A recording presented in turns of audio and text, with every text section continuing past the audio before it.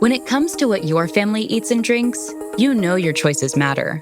You're the expert because you know what fits your life. And getting it right starts with good information. That's why America's beverage companies are sharing more information about our ingredients at goodtoknowfacts.org. No spin, no judgments, just the facts straight from the experts for more than 140 beverage ingredients. Visit goodtoknowfacts.org. At Sierra, discover top workout gear at incredible prices, which might lead to another discovery. Your headphones haven't been connected this whole time. Awkward. Discover top brands at unexpectedly low prices. Sierra, let's get moving.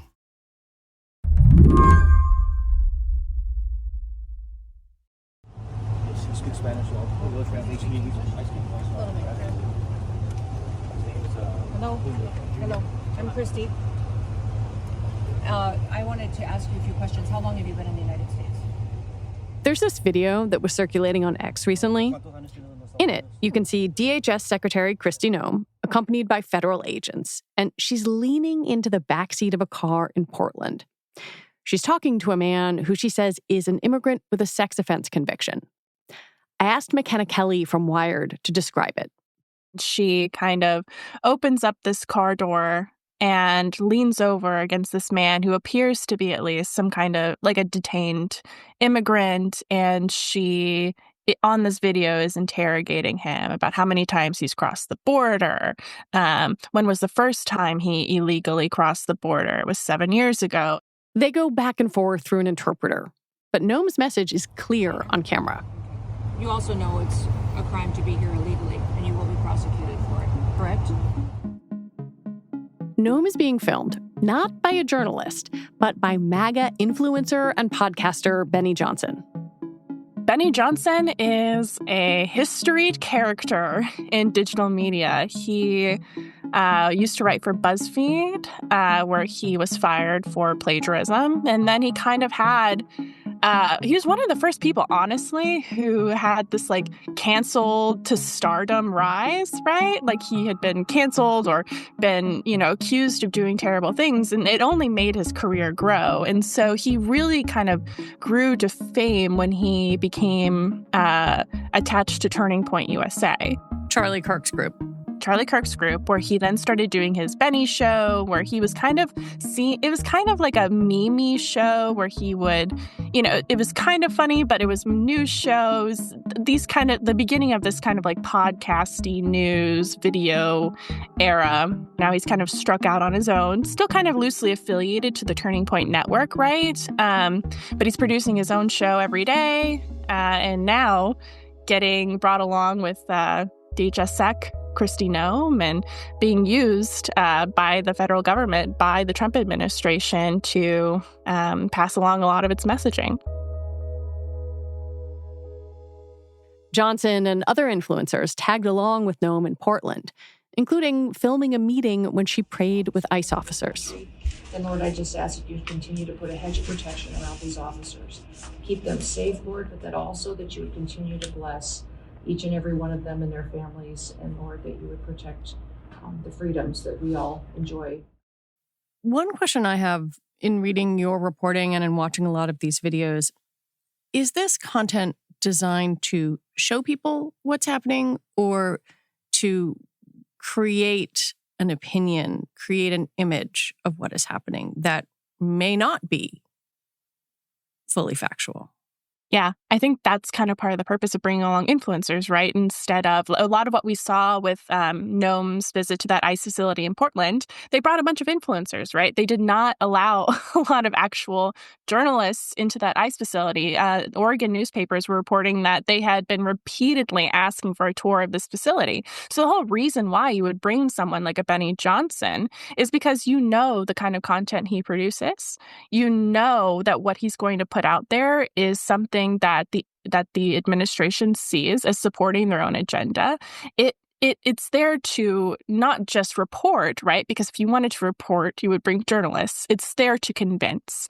It's there to provide evidence, right, for the actions that the administration is taking. We saw that again. I think Benny Johnson and this trip to Portland is one thing, but we're seeing it just across the board with right-wing influencers specifically.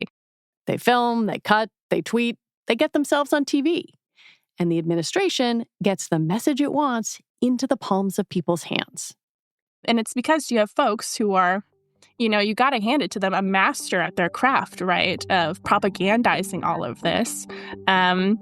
And I think this is the first time, I think in the last couple of weeks, with a lot of what's happening in Portland and Chicago, we're seeing this ecosystem really, the muscle, the administration really flex this muscle, knowing the people that they need in order to continue these incursions on cities. Today on the show, right-wing influencers are trying to sell Trump's agenda. Is it working? I'm Lizzie O'Leary, and you're listening to What Next TBD, a show about technology, power, and how the future will be determined. Stick around.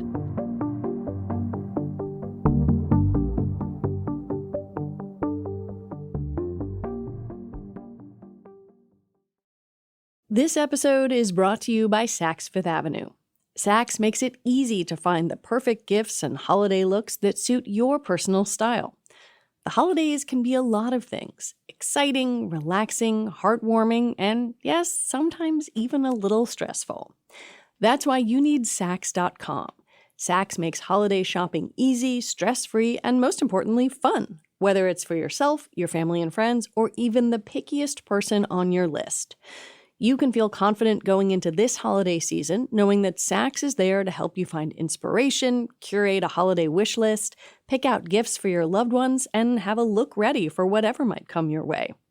Whether it's an office holiday party, a cozy night in, or a vacation getaway, Saks has everything you need. If you're looking for shopping to be personalized and easy this holiday season, then head to Saks Fifth Avenue for inspiring ways to shop for everyone on your list. Have you ever wondered about the digital infrastructure that powers today's biggest tech trends? Interconnected, a new podcast series from Equinix, offers a rare look at the technology driving the innovations of tomorrow. From the edge compute and cloud systems to ultra-reliable networks and everything in between. Through candid conversation with industry experts and visionary thinkers, Interconnected's hosts guide you through emerging megatrends in tech, the infrastructure making them possible, and the connected future they're shaping. They dive deep into the systems behind AI, automation, quantum, and beyond. Join the discussion on how society would not be on the verge of an AI-assisted medical renaissance without the near-instantaneous network of interconnected data systems. Discover the digital infrastructure powering today's biggest tech trends with Interconnected. Follow Interconnected on Apple, Spotify, or wherever you get your podcasts.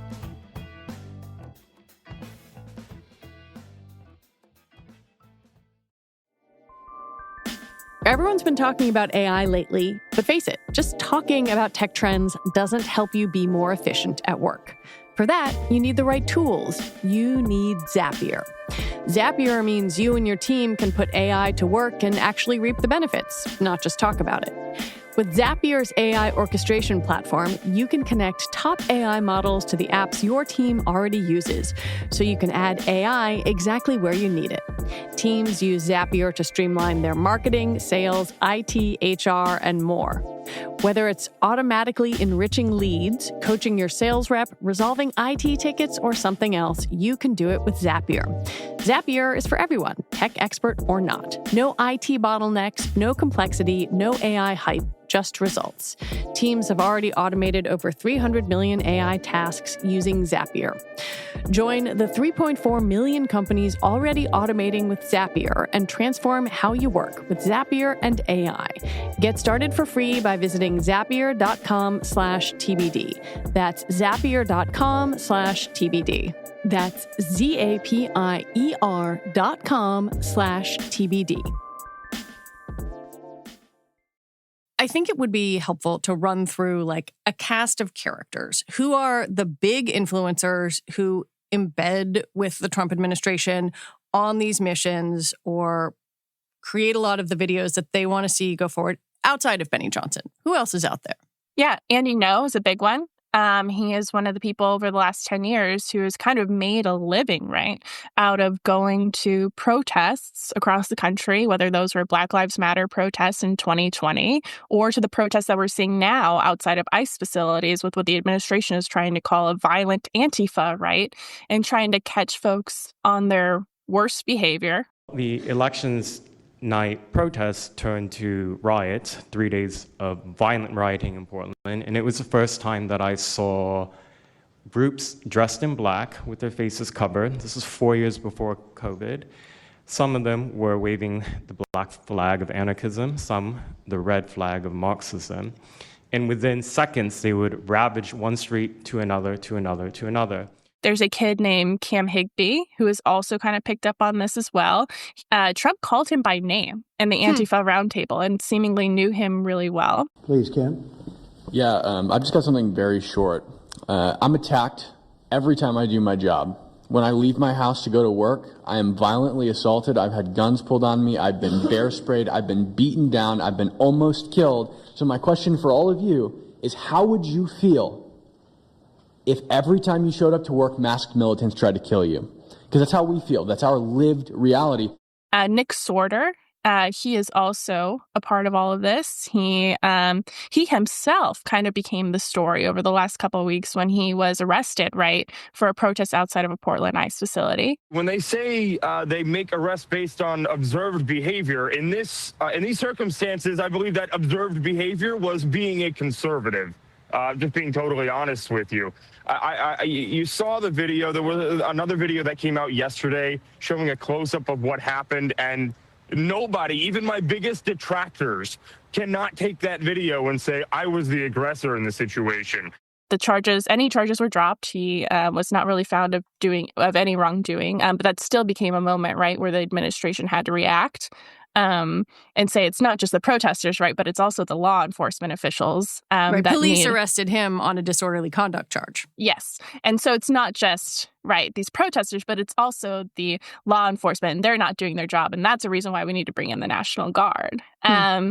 So these are folks that have been building this ecosystem for a very long time. They've been tapped into before by the Trump administration, but I think this is the first time I've ever seen it so organized, right? How did these people become so close with the Trump administration to begin with?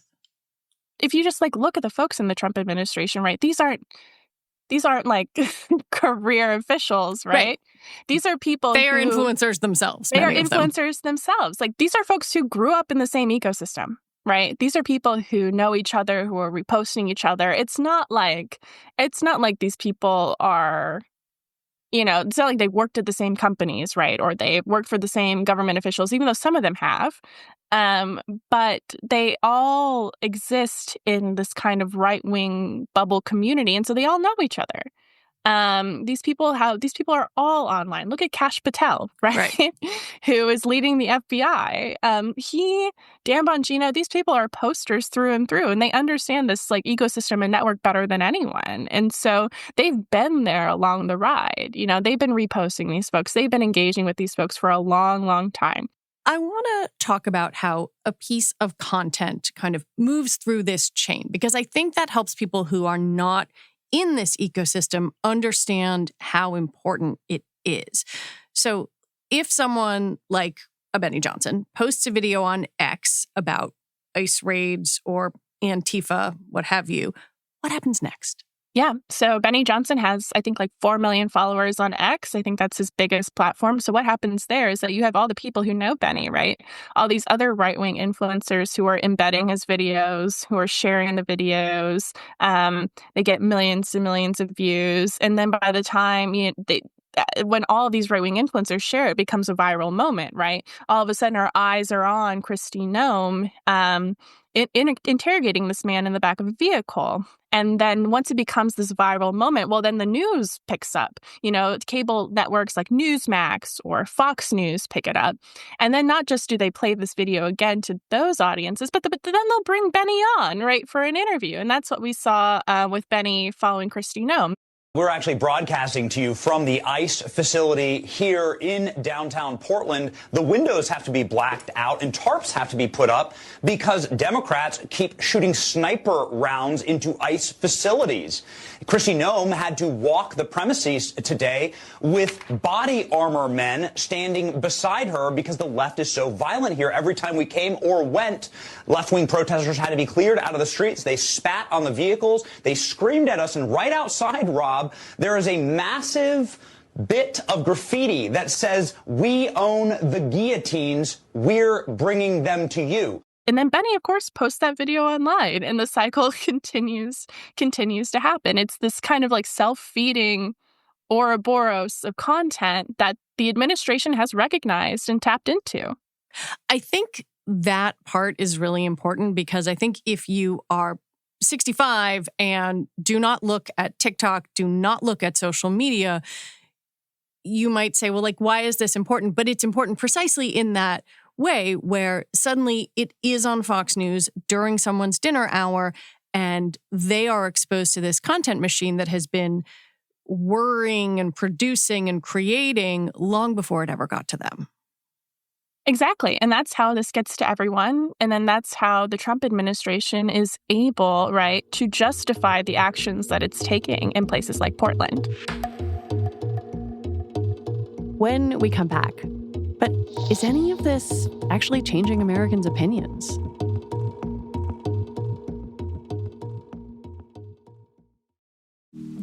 Life can get a little crazy at times, so if you're looking for a natural way to unwind that can also relieve aches and discomfort, it might be time to try CBD gummies from Cornbread Hemp. Cornbread Hemp's CBD gummies are made to help you feel better, whether it's stress, discomfort, or just needing a little relaxation. Designed to help relieve discomfort, stress, and sleeplessness, Cornbread Hemp's CBD gummies are formulated to work with your body, not against it.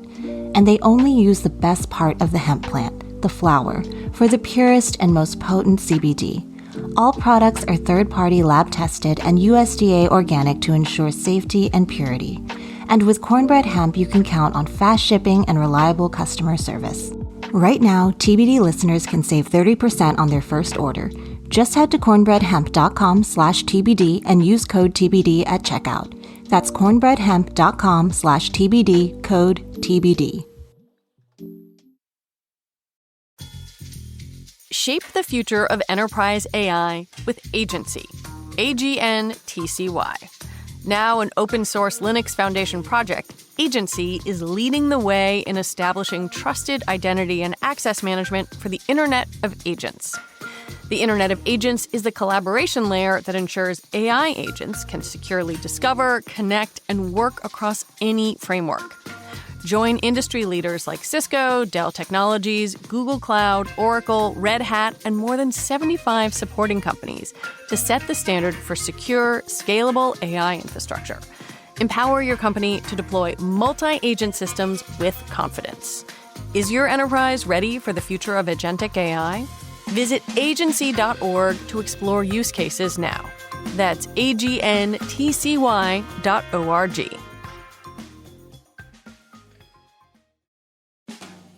How many software as a service applications are being used at your company right now?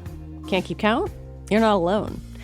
Trellico by 1Password helps you discover and secure access to all of your software as a service apps, even unmanaged shadow IT.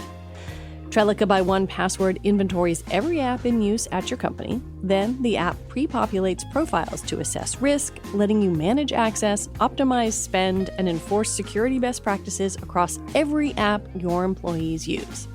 Manage shadow IT, securely onboard and offboard employees, and meet compliance goals.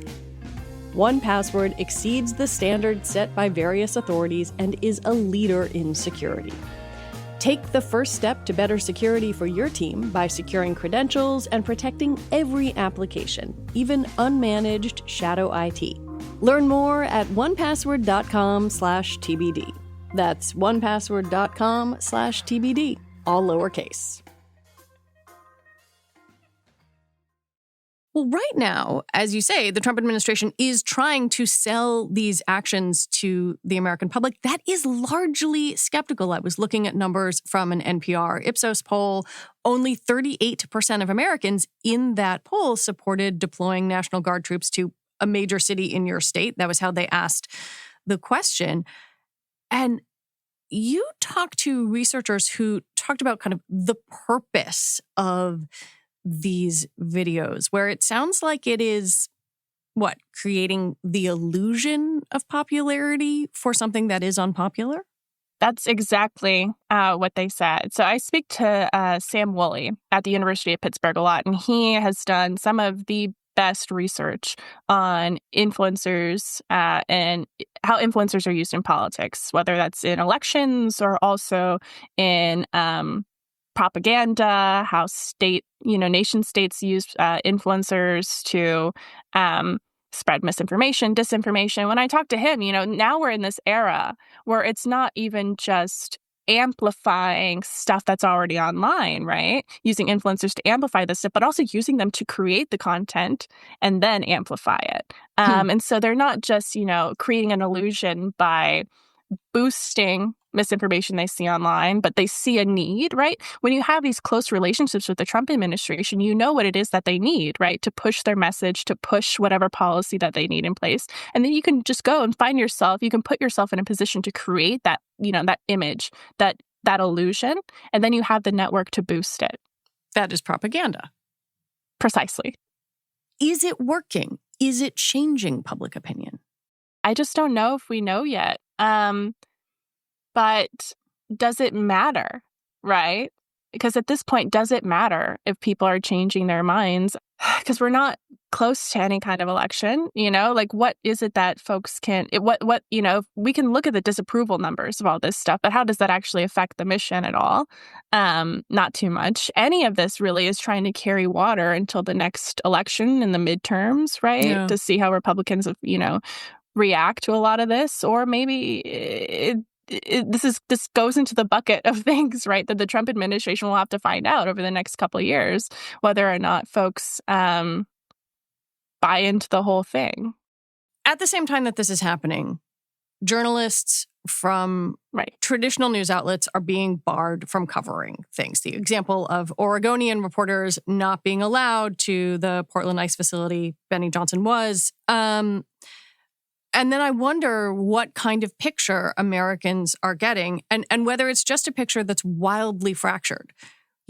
Only right-wing influencers giving you one thing, only traditional media giving you something else. It just feels like people are existing in two different realities. Yeah, and I think that's just shown by the goals, right, of these different folks. As journalists, my goal is to inform, right, to tell the truth, to pursue truth at all costs, whatever kind of high-minded thing I try and tell myself every morning when I wake up. But then also when you look at these creators, their whole purpose is to continue to be able to be creators, right? By making money and being self-sustaining. And when you look at Benny Johnson, the way that he's able to do that is by teaming up with the Trump administration. This week, I think he was in D.C. on Tuesday for the Charlie Kirk Memorial, where he was one of the folks that had a camera in the back filming the entire thing. That struck me as really interesting because that's normally where you would expect like a C-SPAN camera or a CNN camera. But you had Benny Johnson, right, with the Benny Show in the back recording it too.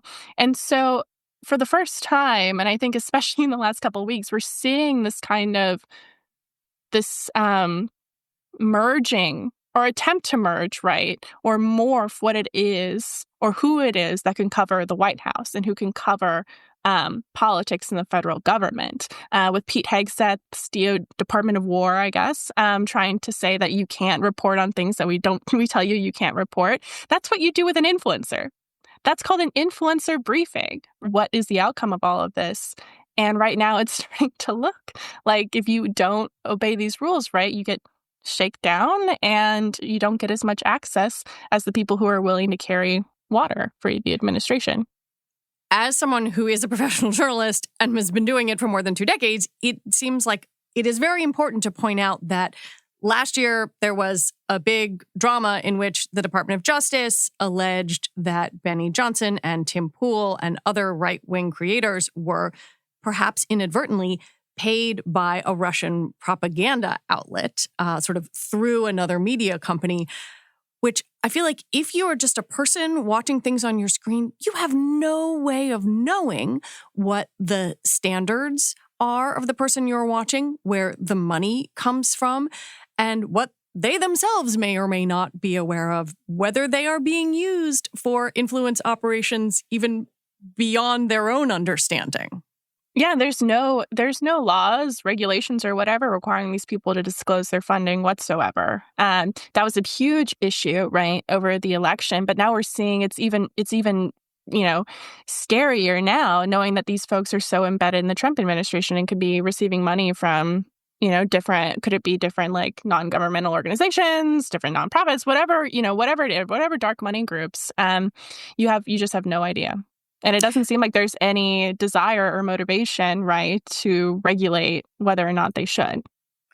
You wrote a piece several months ago about the contentification of the Trump White House and their policy. And one of the things that I was really struck by in that piece is just the idea that something as complicated and nuanced and difficult, genuinely difficult as immigration policy could be reduced to a short form video. And it just seems like not only a way of distributing propaganda, but also a way of reducing really fundamental policy questions to their basest and least perplexing, complicated selves.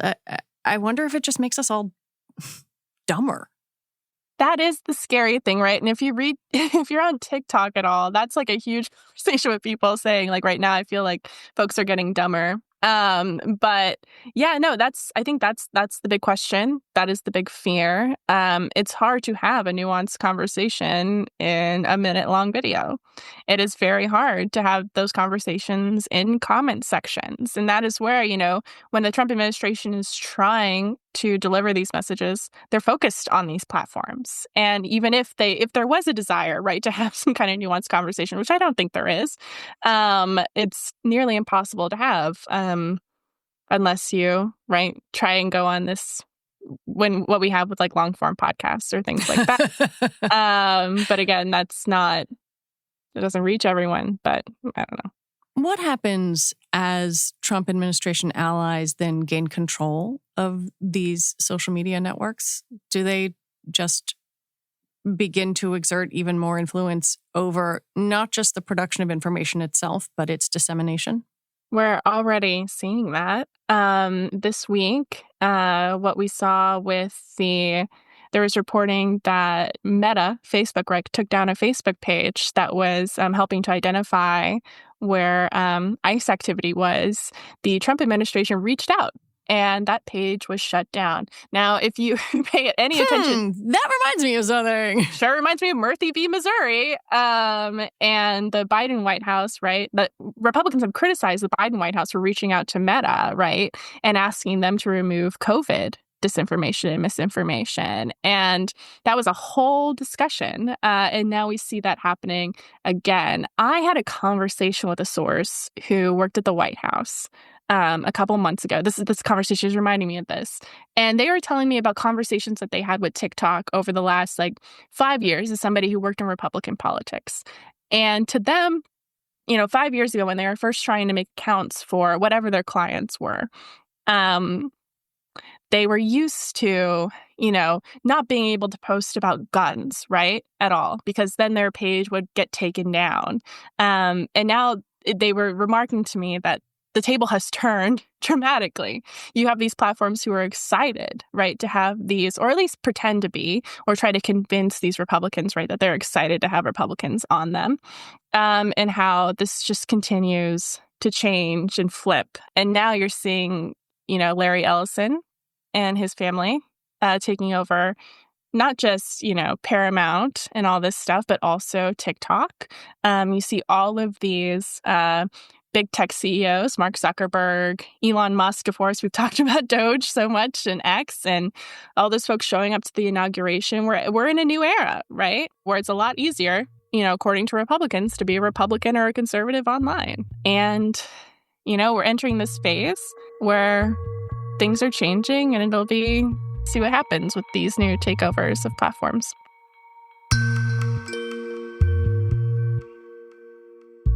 McKenna Kelly, as always, it is great to talk to you. Great to be here. McKenna Kelly is a senior writer at Wired. All right, that is it for our show today. What Next TBD is produced by Evan Campbell and Patrick Fort. Paige Osborne is the senior supervising producer for What Next and What Next TBD, and special thanks for this episode to Rob Gunther.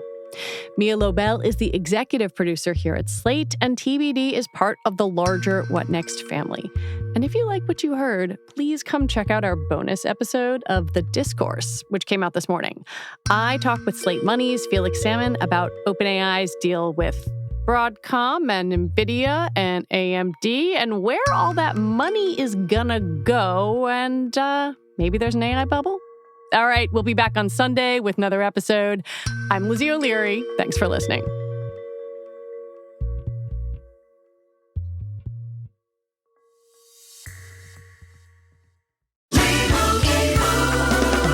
Doug. Here we have the Limu Emu in its natural habitat, helping people customize their car insurance and save hundreds with Liberty Mutual. Fascinating. It's accompanied by his natural ally, Doug. Limu? Is that guy with the binoculars watching us? Cut the camera. They see us. Only pay for what you need at libertymutual.com. Liberty, liberty, liberty, liberty. Savings vary. Underwritten by Liberty Mutual Insurance Company and affiliates. Excludes Massachusetts.